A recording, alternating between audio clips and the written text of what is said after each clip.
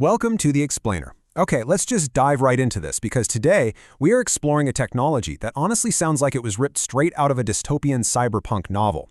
We are talking about something called smart dust. Now, the sheer scale of what this technology is designed to do is absolutely fascinating. But what's even more intriguing, and maybe a little unsettling, is the actual pattern of its development. We are going to examine a direct pipeline that takes classified, military-grade surveillance research and funnels it straight into the corporate banking sector. I'm going to guide you through the actual patents, the development software, and the published research to show you exactly how the air around us is being engineered to become a fully quantified, interconnected network. And more importantly, we really need to ask, who is pulling the strings here, and who actually profits from building this invisible infrastructure? So, I want you to imagine something for a second. What if the air you're breathing right now wasn't just empty space? What if it was actually filled with an invisible, omnipresent sensor network capable of tracking your exact location, your body temperature, and even your heart rate? It sounds completely impossible, right? Like pure science fiction. But here's the thing. This isn't just a theory. Major financial and technological institutions have already laid the groundwork for this. The underlying software has been coded, and the commercial patents have literally already been approved. To really wrap our heads around what this technology was fundamentally designed to achieve, let's look at a scenario painted by a read-write article that analyzed the future of this tech. It asks us to picture the year 2035. Sergeant Bill Traverse and his commando team are navigating the twisting, war-torn alleys of Mexico City. Traditional drones can't see them. GPS is completely jammed. So what do? Well, they release dust. These are portable packets of microscopic sensors that just float in the air, actively tracking the movement, chemical compositions, and precise biometric indicators of anyone hiding around the corner. The data streams right into their visors. This paints a very clear picture for us. This technology was explicitly conceived as an ultimate, unhideable surveillance tool, designed to strip away privacy and track biological signatures when all traditional systems fail. Now, while that specific battle scene is fiction, the technology absolutely is not. The concept of smart dust actually originated back in the early 1990s as a joint research project spearheaded by the U.S. Defense Advanced Research Projects Agency, better known to most of us as DARPA, and the RAND Corporation. And this is exactly where we need to start connecting the dots. As we've seen time and time again with major technological leaps, from the early internet to GPS, what starts as highly classified military research eventually spills over into the public and corporate sectors. When military tracking tech is quietly repurposed for everyday civilian life, we have to stop and ask ourselves who is actually gathering the intel now and who ultimately benefits from possessing this unfathomable amount of data. Section 1. Anatomy of smart dust. So how do you actually shrink a military-grade surveillance network down to the size of a speck of dust? Well, it all starts with the core unit of this technology. It's called the moat. A smart dust moat is officially defined as a tiny microelectromechanical system, or MEMS for short. To put this into perspective, don't just think of it as a microscopic computer. Imagine a single grain of sand, or, a literal speck of dust that you only see when it catches the sunlight floating in your living room. The goal of engineers has been to shrink highly specific sensory measuring equipment and wireless communication arrays down to that exact, almost invisible scale. Inside just one of these microscopic motes is an incredibly sophisticated payload. You've got a semiconductor laser diode and a MEMS beam steering mirror. This is a big deal because a beam steering mirror means this dust can actively direct signals and communicate. It isn't just floating around aimlessly. You also have an optical receiver and complete signal processing circuitry packed in there. But honestly, the most crucial element is the power source. These motes rely on thick film batteries and microscopic solar cells. Think about what that means. These sensors could theoretically power themselves indefinitely just by pulling ambient light from the room. They don't just briefly turn on and die out. They are designed to persist as complete independent sensory nodes floating in the wind. To ground all this abstract hardware in reality, we need to look at the credibility of the sources actually building it. This isn't some fringe internet theory. This is a heavily funded corporate reality. Real developers are writing code for these systems right now. Massive corporate entities and engineers use professional development environments, like Silicon Labs' Simplicity Studio, to manage the intricate data pouring in from these tiny sensors.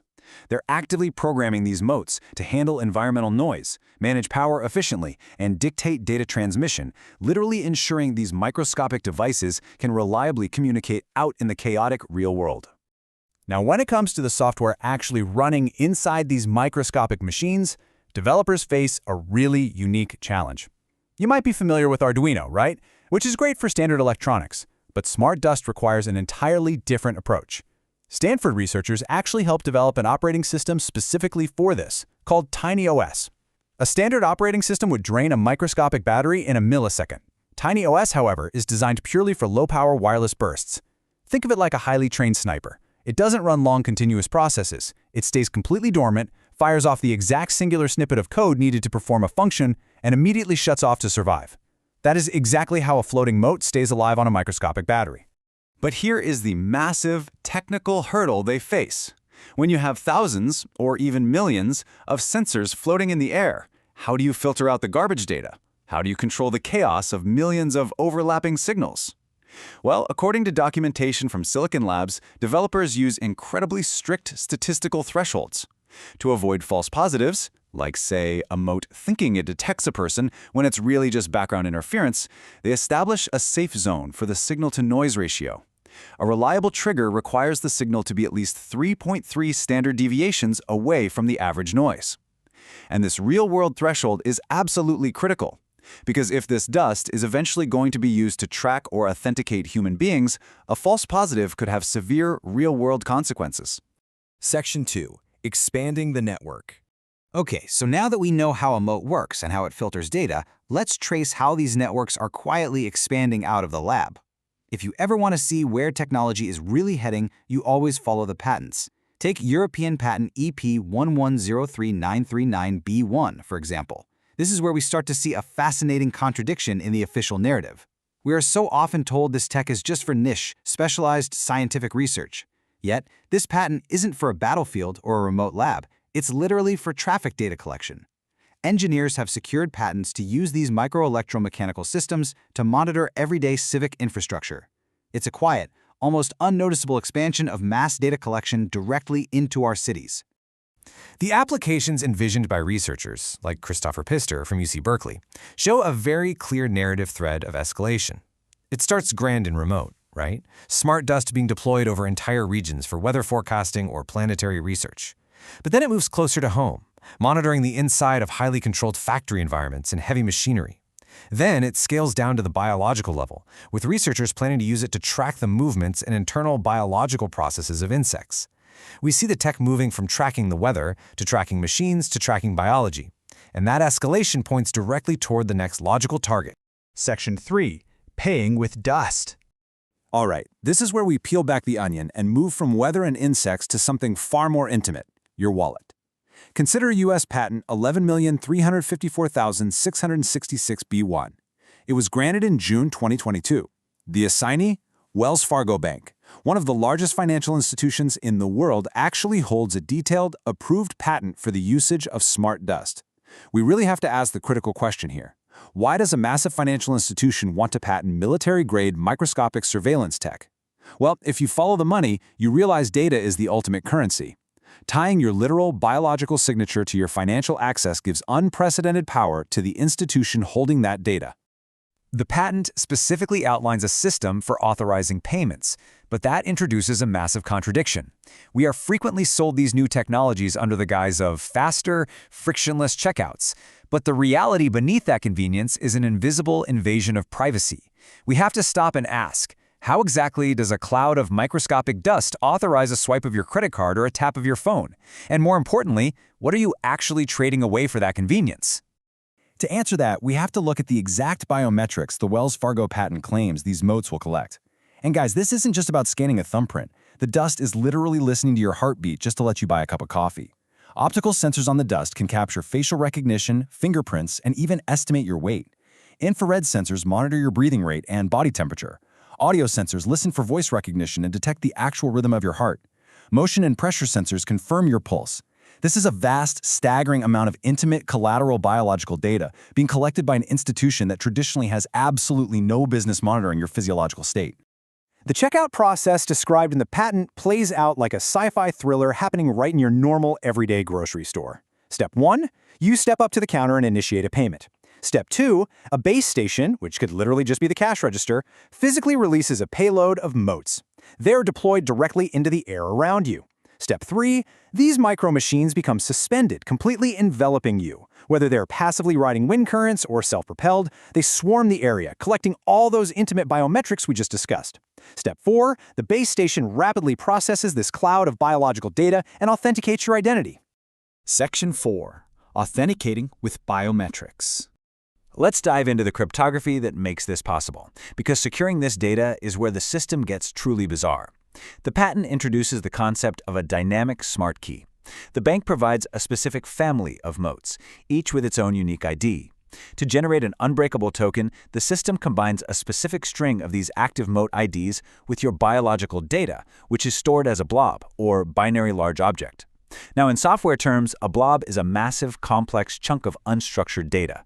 In this case, it's essentially your digitized biological self, permanently recorded. We are seeing a distinct, undeniable pattern here. Your physical, living body and a swarm of corporate-owned robots are merged together into a single mathematical equation, just to prove you exist. And the server side of this system acts as the ultimate gatekeeper. Before the bank actually approves your purchase, the authentication filter runs a strict gauntlet. It validates the specific moat IDs. It verifies your retina or fingerprint. It cross-checks that your pulse and body temperature fall within expected living variations. Finally, it confirms the signal strength of the dust to ensure the sensors are physically right next to you. But look at the overarching implication of authority here. If a bank's server suddenly decides your body temperature or pulse doesn't match its records, you are financially locked out by a cloud of dust. It represents a massive shift of power and control away from the individual consumer and directly into the hands of the institution. We have followed the technology from a 1990s classified military research project straight to a patented Wells Fargo checkout system that literally reads your pulse through floating micro-machines. Smart Dust represents an unprecedented leap in data collection. The software is written, the hardware is getting smaller, and the legal infrastructure for this quantified world is being locked down as we speak. So, as we wrap up this explainer, I want to leave you with one final provocative thought. When the very air we breathe becomes an engineered tool for invisible corporate surveillance and financial control, who actually benefits? Thanks for joining me, and I highly encourage you to look into these patents and follow the money for yourself. See you next time.